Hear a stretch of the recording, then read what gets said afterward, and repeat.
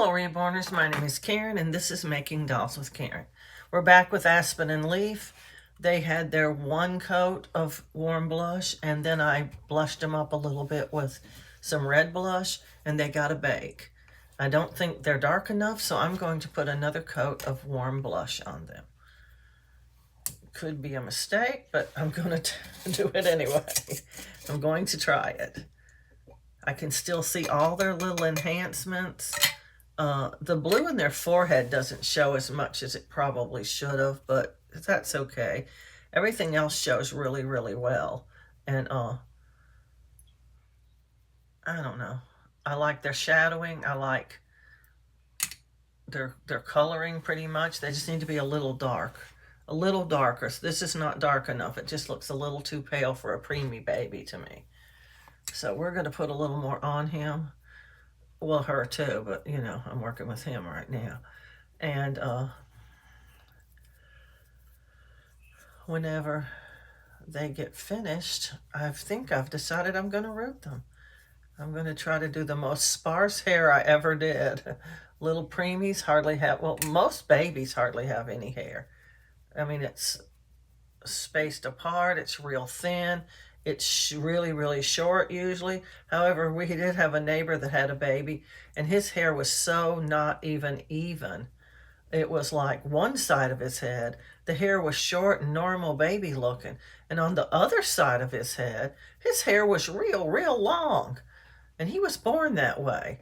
And I was going, oh, that is so different, you know, because usually a baby, if they have short hair or long hair, you know, those babies are born with a big old thick head of hair. They usually are like 2 years old and their hair's down to their butt, you know. But this baby had two different growth patterns on his head. Like one side needed to be cut almost immediately when he was born, and the other side was just normal baby hair. I don't get it, but it looked a little bit bizarre to me, but his mother liked it. She kind of styled it where it sort of brushed over to the other side and covered up that he was sort of bald on that side. Okay, we'll put him down and let him start getting dry. Oh, sit there now. There we go. And we'll get her. I might hit them with the heat gun again and just go on and put their regular blush on. I do want to put a scratch on Leif though, so I might do that instead. Whoops, way to drop them. Just drop them right down. I dropped one doll one time and made a rub on it. But it wasn't on the table. I dropped it like on the floor or something. And it brushed up against like something hard, like maybe a chair leg or something. I don't know what it hit, but it caused a rub on my doll. And oh, I was so mad. Because, you know, rubs are very, very hard to correct. Because you can never get that color exactly right. And even if you can, you're not going to get it just on that tiny little spot that rubbed. You're going to get it also on the surrounding area that's still painted, and it's going to make it show no matter what you do. It's going to be darker around that area because it's already painted and you got a little bit of paint on it, and it's going to be much, much harder to make it look normal and good. It's very, very hard. Even the experienced artists have trouble with it. I don't really consider myself to be a beginner, but I don't consider myself to be highly experienced. Even though I've been making dolls a long time, I just haven't always tried my best on them, and I haven't always done all these different things you should do on dolls. I used to only just paint them kind of flat, but I don't know, it's just hard to fix those things. So it's best not to get them. So we have to be careful not to drop our dolls.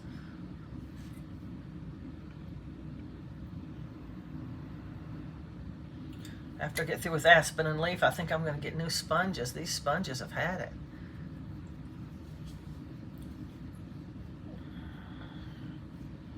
Had an order I wanted to put out from Dolls by Sandy, and I went through their clearance items, and they only had a few little, like, we have 2 of this left, 1 of this left, you know, and so they had them on clearance.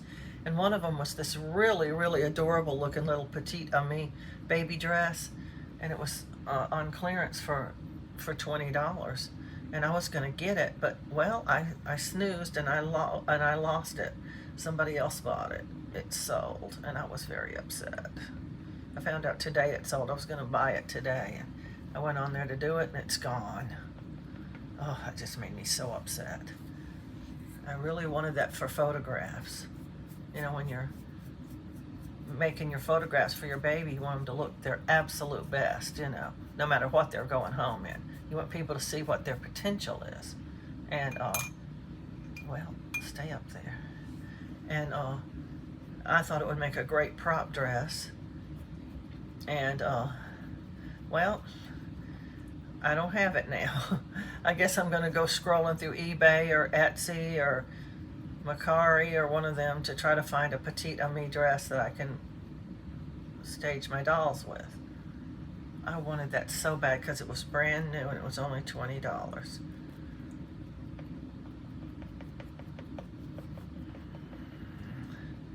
I found several on Macari about, I'd say it was a year ago.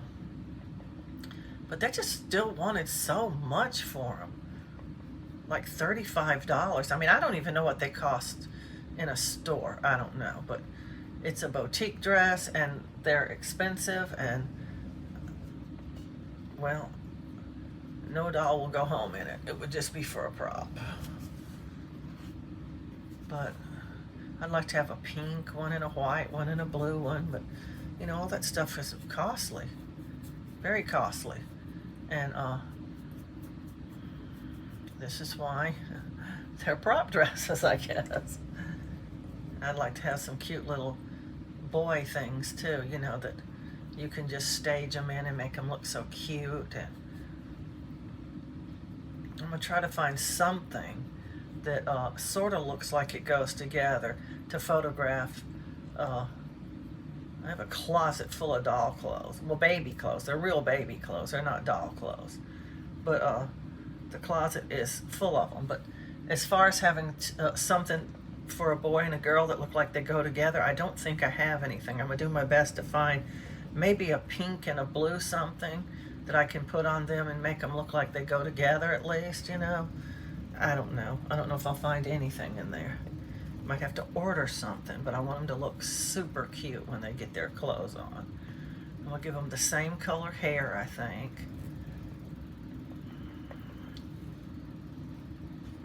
Probably blonde. I don't know. I think Leif would be a blonde, but somehow I think Aspen would be a brunette. I don't know why I think that. I just look at their face and I see that. But they're getting, even though they're fraternal twins and they could have absolutely different colors of hair and not even look all that much alike. They'd only look alike like any other sister and brother would. But, I don't know. It's the twin thing, you know. You want them to resemble a little more than normal. At least most people do. People who dress their twins alike. There have been some identical twins in our family, and every time they've been dressed alike. But they were, you know, of course, the same sex and identical clothes. I would have gotten my kids twice as many clothes by getting them different outfits. You know? It's like you have half the clothes if all the clothes are doubled into the same outfits.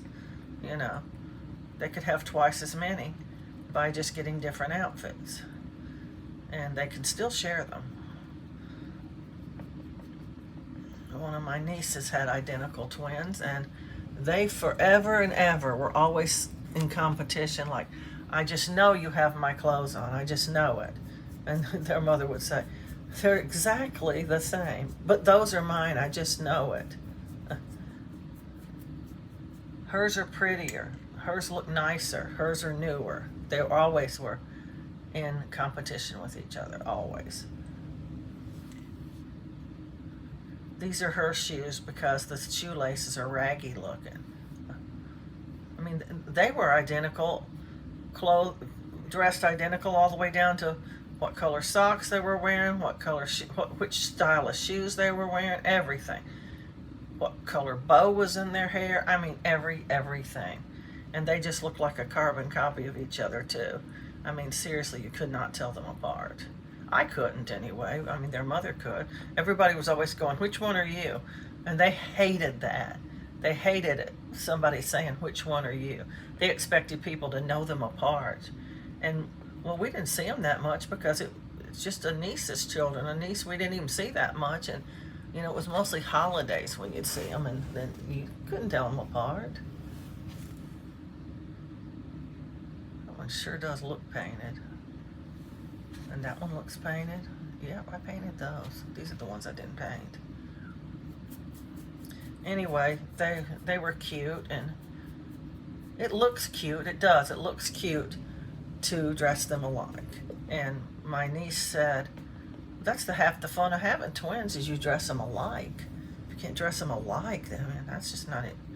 You might as well not have twins. It might as well just be two separate kids. I have a neighbor that we lived by her for a long time, and she still lives on the front of the building, but you know, we moved away and came back, so we had to take a different apartment. But she was our absolute next door neighbor for a long time, and when she moved in, her little twins were 4 years old. They're boys, but they're still fraternal twins. They're not identical. And they look drastically different, just like any other two brothers and sisters would. They just don't look anything hardly alike. I mean, you can tell they're brothers, that's about it. One of them is darker skinned than the other one, and she said that's because one took after her and one took after the daddy, and so, you know, they have different colors of skin even. Well, I mean, they're black, but, you know, they have lighter, one of them has lighter skin than the other one. And one of them smiles all the time. I always call him Mr. Smiley because he's always smiling.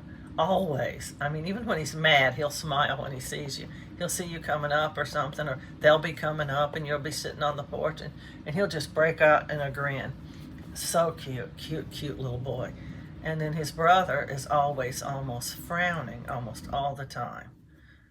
It's just like they're different as night and day. They're not even hardly anything alike.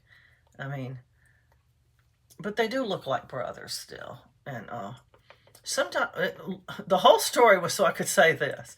She sometimes dresses them alike, but most of the time they'll have like outfits that match in another way. Like one will have a green shirt and the other one will have a blue shirt, but the shirts will be kind of the same. It's like you go to the store and they have 3 colors in the same shirt. That's what she does. She'll get them different colors. She won't get them the exact same outfit. And depending on the color of the shirt will be also the color of the pants that they wear. So they sort of look similar, but they're still a little bit different. And so, I don't know. I think that's a little better. Because you actually could learn, I mean, you can tell them apart easy because they're not identical, you know. But with identical twins, you could at least learn to know which one wears which outfit.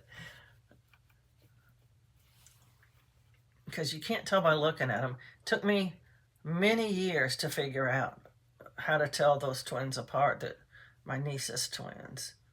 They were just very, very alike. But then I started noticing these, when they got older, I started to notice a little bit difference in their face. One's face was a little more elongated than the other one, or something like that. Their hair's slightly different color. They're only supposed to have differences that have to do with development because they're, you know, as you know, genetically identical. But even I heard on a TV show about identical twins that even identical twins do not have completely identical DNA. It's mutates a little or something. There's some little tiny little discrepancy in it when it copies itself. It's like one kid is a copy of the other kid. It's weird. Okay, I'm pretty sure now I'm not going to put any more of this on them. So I'm closing it. And now we're going to try to heat them up a bit and get them dry, because I want to put a scratch on Leif at least. I don't guess I need to heat all the arms and legs up just to bake them again, but I do need to heat his head up. So I'm going to do that. That's what I'm going to do.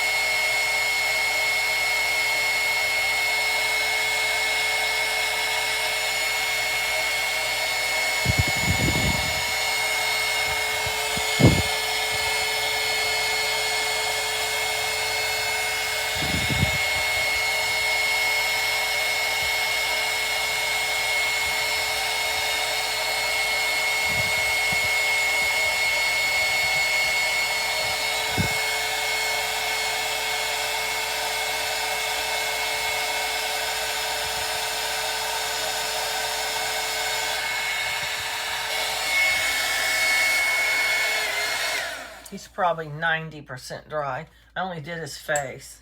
It starts to get really warm after a while. So we're going to get started on his scratch. And I'm going to go over again with y'all how to do a scratch. You can make it as dark or as superficial as you want. You can make it raised above the skin by using some thick medium. You don't have to do that. Certainly not required to even put a scratch. You first need to decide where you want the scratch. What direction do you want it to go in? You have to kind of think about if he was going to scratch himself. Where would he scratch? They usually scratch somewhere here. They could scratch up here. They could scratch their nose, their chin. It could go right across their mouth. It could just really go anywhere, but it would look a little weird going across their eye or their mouth or something. So really what we want to do is just pick a spot that we think that he might have, when they're kind of putting their hands up to their face. A lot of times when they're born, their fingernails are either very long or they're jagged. And so I've seen them with both ways. So it's easy for a baby to scratch themselves. So we first need to remember that the skin will be irritated. So we're going to get a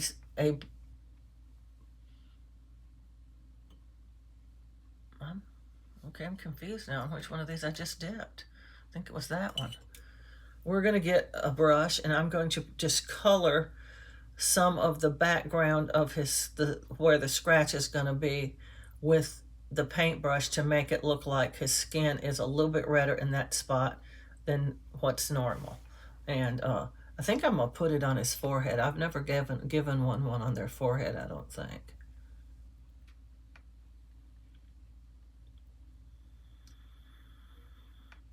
So that's what it kind of looks like. It's just a red mark. And I'm going to kind of dry that a little bit with the heat gun, because as we're putting the layers on, we want each layer to be dry before we put the next layer on.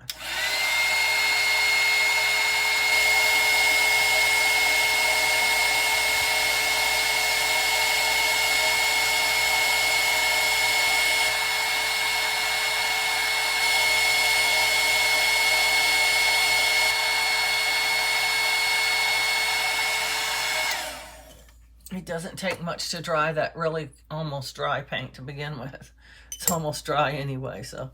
Okay, now, the next thing we want to do is we want to define how you can skip this step because if you can just do it with the paintbrush, it's fine. But sometimes I take a pencil, and you want to get one that's near the color of what the scratch is going to be. And I just put some just little dotted lines as a guideline. I'm not going to do it this time because I've done it several times in the other videos. I'm going straight for the stuff that makes the actual scratch. And what it is, oops, my fault. Let me fix that. Things are just moving on the table. Got to get a better system. What it just is, sorry guys. Maybe you can see good that way. What it is it's just some thick medium, and thick medium is very thick. It's nothing like thinning medium, and it is mixed with some of this thicker paint that I make. I just took a bottle of thinning medium and put paint right into it. So it doesn't have any paint thinner or any other ingredients in it. It just has the thinning medium and paint, which makes it a little bit, makes it thicker than like this paint anyway. And then I took some of that and put it in one of these little caps that come off of a soda bottle. And then I put some thick medium in it. And you might be thinking, thin medium, thick medium, don't they cancel each other out? Well, thinning medium does thin the undiluted paint to a certain point, but it's thicker than you think. So no, it doesn't really, they don't cancel each other out. It's really hard to mix the right amount of this stuff, so I just mixed the tiniest little bit in this, and I've used it on 3 or 4 different babies now to give them a scratch. And the thing is I didn't want to throw it out, so I just put it in that little tiny Ziploc bag, and it just keeps it fresh enough that I can use it again. Now what we're going to do is we're going to put dots. We're not going to just make a solid line, because scratches are bumpy and they skip a little, and if you've ever had a scratch, as it scabbed over, you notice that the scab wasn't just one continuous scab. So we want to make it look as realistic as we can. So we're going to start out with some little bumpy little dots. They're kind of close together, but they're not continuous. And we don't want to make them too big. We don't want it too bold, not yet. This is layer 2, and it looks kind of like that. I don't know if you can tell it's bumpy. It might look continuous to you, but it's not. Now I'm going to dry that the best I can, because we do want it dry, because the next layer is going to be a straight swipe, almost completely a straight swipe. It won't be a straight swipe, but almost.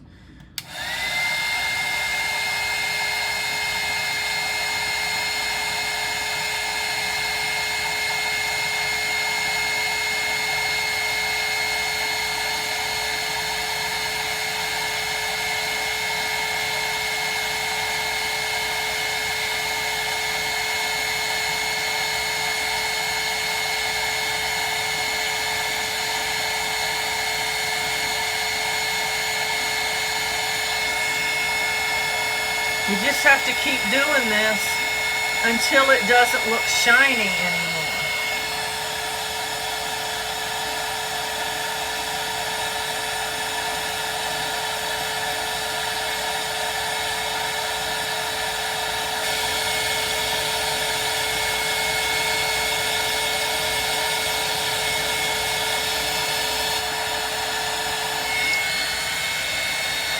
I think that's pretty much got it. It's not completely dry, but it's so almost dry that it won't hurt anything. Now, the next layer that I put on, anyway, his skin is pretty hot. I don't know if I should do it yet, is this. I put this on, and no, I'm not going to just go swipe, but it's going to be more of a continuous line than that was, because we do want the background behind the dots to be a little bit redder too. So it's going to be just a little dip in here, wipe off most of it, and we're just going to almost swipe it across. It's not going to be just a continuous swipe. We're going to just bump it across as we swipe across, like that, because we do want the background behind those little dots to look red. And this will be much flatter and not as, dark and everything. So we're going to hit that now.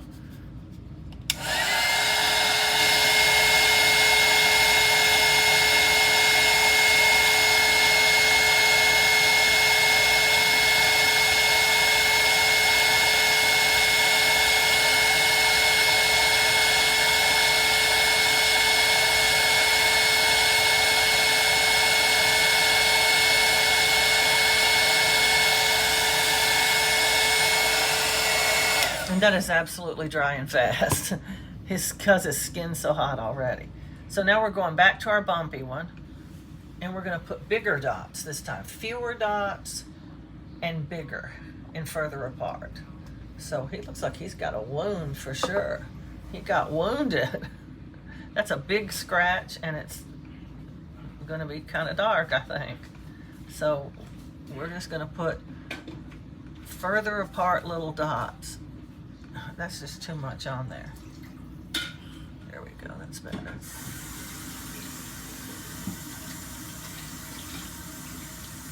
This is the one you'll be able to feel the most. After they bake in the oven, you'll be able to put your finger across there and actually feel the scratch. It brings out the realism. It's going to stand up from his skin, and it's going to look like a real baby scratch. And now I'm going to dibble that around in the paint thinner and get all that off. And I'm going to put this right back in this little container, because I'm going to use it again and again and again until it's gone. Saves a lot of paint, saves a lot of thick medium. All that stuff costs money, and we don't need to waste. Okay, here we go. Back in there. Get in there. Come on. I also have in here another little cap, and it's got the nail tip in it. And when he comes out of the oven, when they come out of the oven this time, we're going to put the all over blush on them, and then I'm going to tip their nails, and that'll be their last bake. We'll have to give Aspen her eyes, and I wish I had baby gray eyes. I'd give him that, but I don't have any more of those. His face is still kind of hot from the hot gun, but anyway, we're going to get them in the oven this time, and we're going to get them properly baked. And so I'm going to ask everybody to please remember to like, subscribe, and share, and happy reborning.